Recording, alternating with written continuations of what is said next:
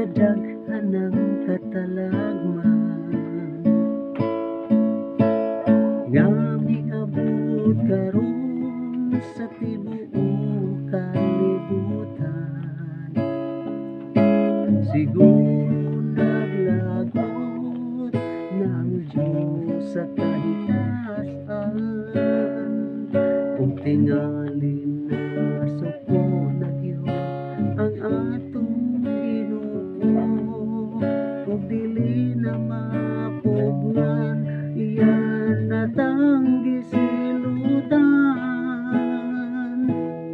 Kaloy Ginoo ang katawhan nga misalig ug mituo nimo. Tabangi Ginoo ang katawhan nga milaom nga luwason mo, o Diyos. Kini